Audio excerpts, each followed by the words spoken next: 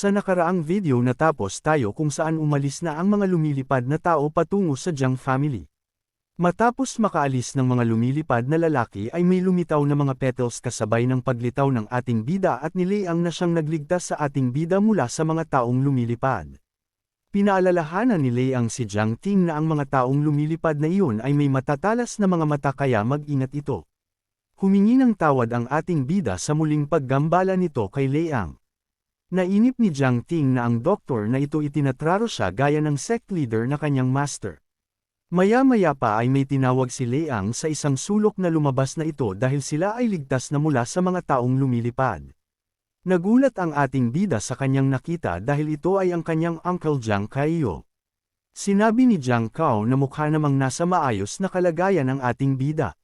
Biglang lumuhad si Jiang Ting sa kanyang uncle sabay tinanong kung bakit ito naririto dahil may mga tao na taga Panlong Mansion na hinahanap siya. Paalala pa ng ating bida na napaka-mapanganib ang makipagkita sa kanya dahil huhulihin din ito ng mga taga Panlong Mansion. Inutos ng ating bida na umuwi na ito sa Jiang family sa lalo't madaling panahon. Tumawa si Leang at sinabi kay Jiang Kaiyo na kita mo hindi ko kayang baguhin ang isip niya. Nagsalita si Jiang Kaiyo at sinabing sa ating bida na sandali lang dahil may gusto lang siyang ibigay rito kaya siya naririto sabay may inilabas na isang kahon. Sinabi ni Jiang Kaiyo sa ating bida na dahil wanted na ito ay mahihirapan na itong makakilos ng maayos sa labas kaya sinabihan niya si Jiang Liang na ay gawa ang ating bida ng maskara na magagamit nito para makapagpalat ng pagkakakilanlan at makakilos ng maayos sa labas. Nagpasalamat ang ating bida at sinabing tatandaan niya lahat ng yun. Dagdag ni Jiang Ting na huwag nang mag-aksaya pa ng panahon ang kanyang uncle Jiang Kaiyo dahil umalis na siya sa kanilang Jiang family. Sumagot si Jiang Kaiyo na alam nila na umalis na ito sa pagiging young master ng Jiang family pero sa pagkakataong ito ay alam nila ang kailangan ni ng ating bida na kinailangan nitong pasanin lahat ng responsibilidad ito ng siya lang. Binalaan ni Jiang Kaiyo ang ating bina na napakadelikado nang gagawin nito isang maling galaw lang ang katapusan na nito. At wala na itong pangalawang pagkakataon kaya mas mabuti pang umalis na lang ito. Muling paalala ni Jiang Kaiyo sa ating bida na kapag umalis na ito at nagtungo kung saan ay mas magiging ligtas ito. Matapos makaranas ng kung ano-anong pagsubok sa labas ay babalik ito sa kanilang Jiang family ng mas malakas. Sinabi pa nito na ang kapangyarihan ng Panlong Mansion ay malawak ang connection. At ang isang tao lang na makakatulong rito para maging ligtas ay ang sect master ng Shadow Hall. Sumagot ang ating bida na nauunawaan niya ang lahat ng iyon. Nagsalita si Leang na tama yan, makinig ka sa mga salita ng iyong uncle aking estudyante. Inisip ng ating bida na hindi pa niya tinatawag na guru si Leang pero ito ang pinakamagaling na guru na kanyang nakilala. Humingi ng paumanhin si Jiang Ting kay Leang at sinabing hindi niya iniisip na humanap ng guro. Pero kapag natanggal nito ang pil na nasa katawan ni Liu Munan ay tatawagan niya itong guro at magiging tapat rito.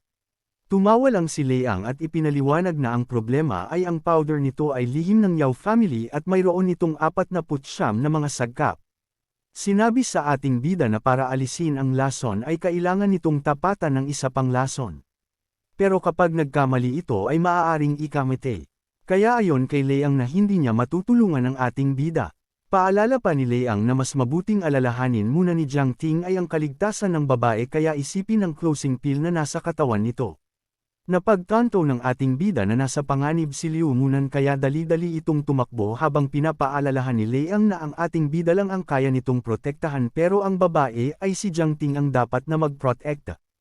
Habang tumatakbo ang ating bida sinabi ni Jiang Kaiyo kay Leang na sobrang nag-aalala ang ating bida kay Miss Liu. Sumagot si Leang na may nakita na siyang kagaya nitong pangyayari sa 2 taong nag-iibigan na ang isa ay natatakot na ipakita ang kanyang pagmamahal dahil sa pagkamuhi sa pamilya. At ang isa naman ay natatakot na ipakita ang tunay nitong pagkakakilanlan at mas piniling lumayo. At sa sandaling abandinahin nila ang lahat ng iyon. Iyon ay magiging isang masayang kwento para sa kanila, habang ang ating bida ay bubuksan ang pintuan ng silid ni Liu Munan. Pagkabukas ni Jiang Ting ay agad niyang hinanap ang dalaga ngunit wala siyang nakita. Ang nakita lang niya ay isang sulat sa lamesa na may nakapatong na tsa. Ang sulat ay mula kay Liu Munan na para kay Jiang Ting nakasulat dito na magkikita silang muli at mag-ingat ang ating bida. Matapos mabasa ang sulat ay napakumkam ito habang hawak ang papel kasabay ng pagbalik sa kanyang isip noong mga panahon na sila ay magkasama. Sa isang banda sa isang bahagi ng Fire Ice Forest sa gitna ng kabundukang ito, ay mayroong mga mababangas na halimaw. At ang mga naglalakbay dito ay imposibleng makalabas ng buhay kapag walang kasama. Sa puting-puti na yelo ay makikitang lumalakad at sa gilid nito ay may bungunang tao na naging biktima ng mababangas na halimaw. Ang daang ito ay ang tanging daan para makarating sa Yao family ng Juho City. Ang nag-iisang lumalakad pala ay si Liu Munan na kitang nilalamig dahil sa lamig ng kapaligiran na kahit nahihirpaan na ay pinipilit para makalabas sa fine forest. Sinabi ng nilalamig na si Liu Munan na hindi naman pinatay ni Jiang Ting ang kasapi ng Panlong Mansion kaya hindi dapat ito naging wanted. Kaya kailangan niyang linisin ang pangalan ng ating bida kahit ano pa ang mangyari. Sa lalim ng iniisip ng dalaga ay bigla itong nadulas kaya natamba ito at nagpagulong-gulong pababa tapos tumama ang ulo niya sa bato na naging sanhi ng unti-unting paglabo ng mga mata nito at tuluyang nawalan ng malay. Habang unti-unting nawawalan ng malay, si Liu Munan ay sinabi niya sa sarili na hindi siya dapat mamatay sa lugar na ito tapos nakakita ng mga tao sa di kalayuan. Lumapit ang mga ito kay Liu Munan. Nagtaka ang isang lalaki dahil parang familiar sa kanya ang babaeng ito. At napatanong kung si Liu Munan daw ba ito. Nagsalita naman ang lalaking may palaso sa likod at sinabing nakakamangha dahil ang biktima na kanilang hinahanap ay ang mismong traidor ng kanilang Yao family.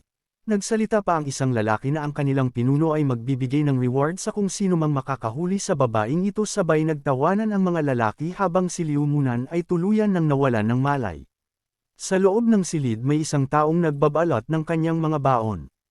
Iyon ay ang ating bida na sinasabi na pupunta siya sa Yao family. Sinabi ni Leang habang humihigop ng tiya na kailangan munang pag-isipan ng kanyang disipulo ang mga gagawin nito. Dahil ang mga taong may pakpak ng Yao family ay dadakipin ito kapag pumunta ito ng mag-isa sa Juho City. Kahit na ito pa ay may bagong pagkakakilanlan. Paliwanag pa ni Leang na ang Yao family ay ang pinakamalapit na kaalyansa ng Panlong Mansion. Kapag nagkamali ito ng kilos ay mahuhuli ito. Pag nangyari yun wala nang makakatulong dito kahit napuntahan pa ito ng buong Shadow Hall sect para lang iligtas. Pero ayon kay Leang na kapag isinama siya ng ating bida patungo sa Yao family ay makakasigurado ito na ang ating bida ang magiging pinakamalakas na kalaban ng Panlong Mansion. Nagtanong ang ating bida na paano naman si Miss Liu at ang Jiang family. Nagsalita ang ating bida na kapag nawala ang kanyang mga minamahal ay ano pa ang silbi ng paglaban sa Panlong Mansion. Tumawa si Leang habang sinasabi na karapat-dapat si Jiang Ting sa puso ni Miss Liu. Kaya bibigyan niya pa ang ating bida ng isa pang pabor. Mungkahi ni Jiang Ting na kailangan muna niyang isauli ang katawan ni Yao Yuan sa Yao family. Ayon pa sa ating bida na tama lang ang kanyang naging desisyon na agawan kay Zhang Tianlong ang katawan ni Yao Yuan. Sumagot si Leang na alam niya na hindi susuko si Jiang Ting kaya nakapaghanda na siya para sa bagay na ito. Sinabi pa nito na sasama ito sa ating bida para hindi agad ito mahanap ng mga taga-Panlong Mansion. Sinabi ng ating bida kay Leang na marami na itong naitulong sa kanya kaya balang araw mababayaran niya rin ito. Ilang sandali lang nagbukas ang sahig na kanilang kinatatayuan. Pinaliwanag ni Leang na si Yao Yuan ay nasa ibaba nito at binigyan niya ito ng special treatment kaya mas magiging kapaki-pakinabang na ito ngayon. Ayon pa dito na kung gaano katagal gagamitin ng ating bida si Yao Yuan ay nakadipindi na dito. Nagpasalamat si Jiang habang bumababa ng hagdan. Sa pinaka-ibaba ng hagdan makikita ang isang silid na may nakahigang tao. Ito ay si Yao Yuan na may nakasaksak na mga host sa kanyang katawan na may green na drugs para buhayin ito. Ilang sandali lang ay nagising na ito, samugaw ito habang sinasabi na ayaw pa niyang mamatay. Napaupo ito bigla at napatanong kung buhay pa siya at kung nasaang lugar siya. Sa isang banda nagsalita ang lalaking nakatalukbong at sinabing gising na pala si Yao Yuan. Nagtanong si Yao Yuan kung sino ito. Sumagot ang ating bida na nakatalukbong na siya ang taong magbabalik rito sa Yao family. Tumayo si Yao Yuan at sinabi sa ating bida na ipakilala ang sarili. Kaya wag itong matakot dahil siya ang young master ng Yao family. Ayon pa dito na kapag nadala siya nito ng ligtas ay babayaran niya ito ng kahit magkano. Sumagot ang si Jiang Ting na hindi niya kailangan ng pera dahil ang gusto niya ay ang formula ng closing pills. Tumawa lang naman si Yao Yuan sa kanyang narinig. Nagtanong ang ating bida na kung anong nakakatawa. Sinabi ni Yao Yuan na si Jiang Ting ang lalaking nakatalukbong at kung gusto nito na alisin ang closing pill kay Liu Munan. Sinabi ni Yao Yuan sa ating bida na pakawalan siya kundi bibigyan si Jiang Ting ng kanilang Yao family ng masalimot na kamatayan. May pinindot na buto ng ating sabay nagbukas ang daanan sabay inutusan si Yao Yuan na umalis na ito. Nagsalita si Yao Yuan at sinabi sa ating bida na matalino ito. Dahil ayaw lang nito na galitin ang Panlong Mansion. Sumagot si Jiang Ting na dahil gusto nitong umalis ay hindi niya ito pipigilan. Pagkatapos no nagbanta ang ating bida na sa palagay ba ni Yao Yuan na makakauwi ito ng ligtas sa Yao family nito. Dahil kapag wala ang kanyang drugs ay hindi niya alam kung gaano katagal na mabubuhay si Yao Yuan. Sinabi pa ng ating bida na wala na ang bloodline ni Yao Yuan kaya kahit sino ay kaya itong patayin ng walang kahirap-hirap. Dahil sa sinabi ng ating bida ay napahinto si Yao Yuan at pinagpawisan. Paliwanag pa ni Jiang Ting na Panlong Mansion ay may mata at tainga kahit saan para hulihin si Jiang Ting. At kapag nakita ito ng mga taong iyon ay huhulihin din ito lalo na kung si Zhang Tianlong ang makakita sa kanya. Pagbabanta pa ni Jiang Ting na kapag nakita ni Zhang Tianlong si Yao Yuan ay papatayin ito agad ni Zhang Tianlong kaagad. Nang inig ng sobra at pinagpawisan si Yao Yuan sa sinabi ng ating bida. Sinabi ni Jiang Ting na maniwala ito o sa hindi ay wag nito siyang sisisihin na hindi niya ito binigyan ng babala sabay tinanggal ng ating bida ang kanyang talukbong. Nagulat si Yao Yuan dahil ang inaalala niyang si Jiang Ting ay hindi pala. Ginamit na ng ating bida ang kanyang maskara na gawa ni Jiang Liang para paltan ang kanyang pagkakakilanlan. Matapos ipakita ng ating bida ang kayang bagong pagkakakilanlan ay sinabi niya na siya si Waxan at siya ay ang Romang alchemist. Nagsalita ang ating bida na nag-aalok siya ng tulong pero hindi siya makapaniwala na tatanggihan siya nito matapos iligtas ang buhay. Kumilos ng napakabilis si Jiang Ting at nilampasan si Yao Yuan habang sinabi rito na tama na at hindi niya sasayangin ang kanyang oras kay Yao Yuan. At hahanap na lang siya ng ibang paraan para mahanap ang formula. Sabay sabing wala siyang pakialam sa buhay ni Yao Yuan kahit mamatay pa ito. Natahimik si Yao Yuan sa kanya narinig. Inutos ng ating bida na umalis na si Yao Yuan sa kanyang silid. Napagtanto ni Yao Yuan na hindi si Jiang Ting ang taong ito at paano na ang buhay niya kapag umalis ito. At tuluyan nang lumakad paalis ang ating bida. Sumigaw si Yao Yuan na sandali lang sabay na paluhod ito at sinabing wag siyang iwan ni Mr. Waxan. At humihingi siya ng tawad dahil sa kanyang kasalanan. Napangiti si Jiang Ting dahil umaayon sa plano ang mga nangyayari. Tumakbo si Yao Yuan palapit sa ating bida na kilala niya bilang Waxan habang sinasabing sandali lang at mag-usap sila ulit. Sinabi ng ating bida sa kanyang isip na nabuhay itong muli dahil sa kanyang drugs ay magmula ngayon ang buhay nito ay sa kanya na. Nagmakaawa si Yao Yuan kay Waxan dahil ibibigay nito ang kahit na anong formula na mayroon ng Yao family kabilang na ang formula ng closing pills basta ay pangako lang nito na ihahatid siya nito ng buhay sa kanilang tahanan. Sa isang banda sa isang nagyayilang kapaligiran matagpuan ng Juhua City. Maya-maya pa ay may isang lalaki na naglalakad patungong tarangkahan habang iniisip na ang Juhua City ay natatakluban ng mga snow sa daang-daang taon. Kaya napaisip siya kung paano nabubuhay ang Yao family sa ganito kalamag na panahon. Ang naglalakad ay si Zhang Tianlong habang nagagalit na kung hindi dahil sa bastardong si Jiang Ting ay hindi siya pupunta sa lugar na ito. Habang papasok na si Zhang Tianlong sa pintuan ay malugod naman siyang tinanggap ng bantay at sinabing ang kanilang lord ay tinatanggap si Mr. Zhang sabay turo ng daanan. Sa loob ng isang silid ay may yumubo.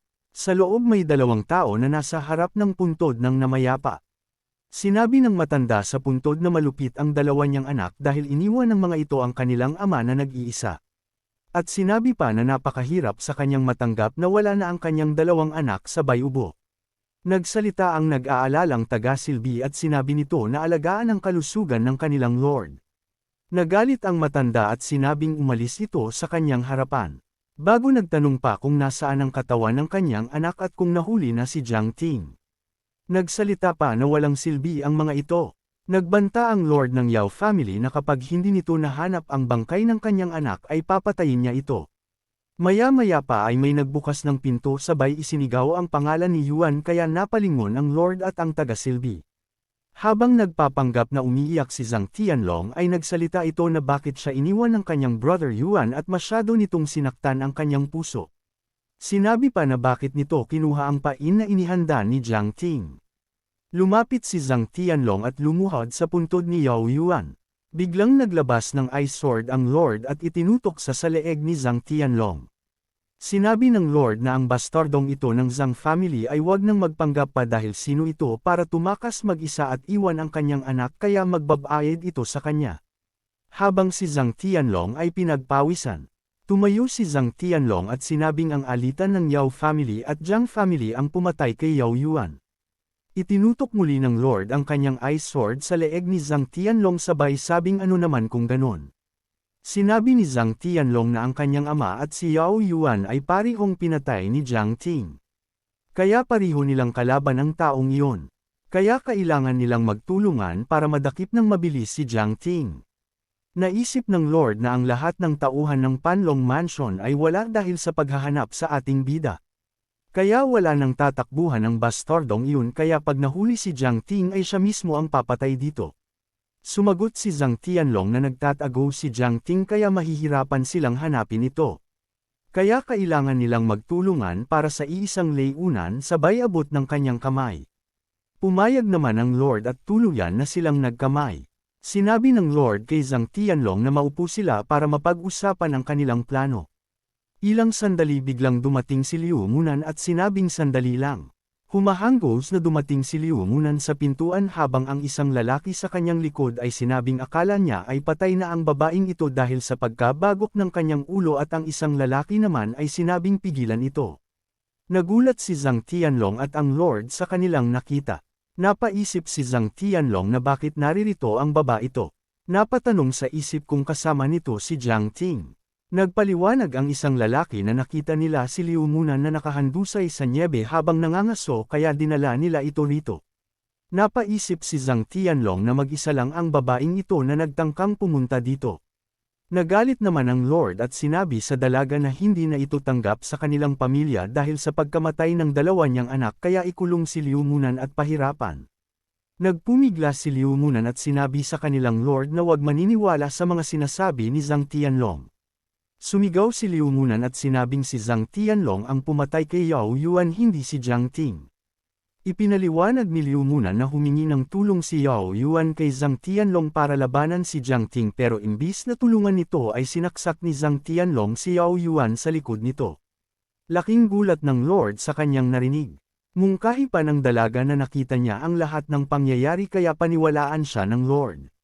Sinabi ni Liu Munan kay Zhang Tianlong na sa Panlong Mansion ay may paraan para malaman kung nagsisinungaling o nagsasabi ng totoo ang isang tao kaya hinamon ni Liu Munan na si Zhang Tianlong na patunayan ito sa Panlong Mansion.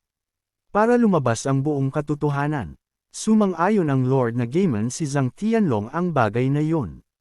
Naisip ni Liu Munan na ito lang ang paraan para tulungan si Jiang Ting na malinis ang pangalan nito. Sumagot si Zhang Tianlong na napakagaling magsinungaling ni Liu Munan. Mungkahi nito na nawala ang alala nito kaya bakit nito sinasabi na inesinte si Jiang Ting. Tinanong ni Zhang Tianlong si Liu Munan kung nagigilty ba ito sa pagkamatay ng magkapatid na Yao. Sinabi ni Zhang Tianlong sa Lord na hindi sana mamamatay ang magkapatid kung naging tapat ang babaeng ito sa Yao family. Sumangayon naman ang Lord sa sinabi ni Zhang Tianlong. Napaisip si Liu Munan na naniniwala ang Lord sa mga sinasabi ng sinungaling na ito. Napaluhod na lang si Liu Munan sa lungkot na naramdaman, muling nagsalita si Liu Munan na lahat ng kanyang sinasabi ay totoo. At nagsisinungaling lang si Zhang Tianlong sa mga sinasabi nito. Sinabi ng Lord na naniniwala siya kay Zhang Tianlong. Lumapit si Zhang Tianlong sa dalaga at sinabing hindi nito kailangan ang buhay nito. Dahil ang gusto nito ay putulin ang kamay at paa nito at isabit sa labas ng Juhua City nang walang saplot. Iyon lang ang magiging paraan para lumabas si Jiang Ting. Sumangayon ang Lord at inutos sa mga kawal na nagawin ang gustong mangyari ni Zhang Tianlong. Nang akmang aatakihin na ni Zhang Tianlong ang dalaga ng kanyang espada ay humihingi naman ng tawad si Liu Munan sa ating bida sapagkat ginawa na niya ang kanyang makakaya ay nabigo pa rin siya. Nang malapit ng tamaan si Liu Munan at biglang may dumating kaya napahinto si Zhang Tianlong. Ang dumating pala ay ang ating bida na nakangiti sabay binigyan ng isang suntok si Zhang Tianlong na nagsanhi ng pagtilapon nito sa pader. Matapos masuntok sa mukha si Zhang Tianlong ay inasar pa ito ng ating bida at tinanong kung masakit ang mukha nito. Napatingin si Liu Munan sa nasa braso ni Wusan at naisip na iyon ang peto na ibinigay niya kay Jiang Ting kaya bakit ito suit ng lalaking ito. Nagalit ang Lord sabay inilabas ang kanyang blood vein at sinabing sino ang mga ito para saktan ang kanilang bisita. Ngumiti ang ating bida at sinabi sa Lord na ang kausapin ay ang kasama niya. Inalis ni Yao Yuan ang kanyang talukbong habang lumuluha at sinabi sa kanyang ama na si Zhang Tianlong ay tinangka siyang patayin at kung hindi siya niligtas ni Mr. Wusan Disin ay patay na siya ngayon. Natuwa ng sobra ang Lord dahil buhay ang kanyang anak. Napaisip si Zhang Tianlong kung paano ito nangyari dahil dapat ay patay na si Yao Yuan.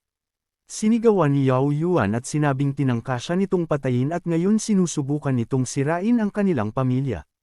Kaya hindi niya ito hahayaang makaalis. Tinanong ng ating bida si Liu Munan na bakit nakatitig ito sa kanya ay dahil ang magandang palabas ay nasa kanilang harapan. Ngumiti ang ating bida habang iniisip na bihirang makita na ang mga kalaban ay nilalabanan ng isa't isa.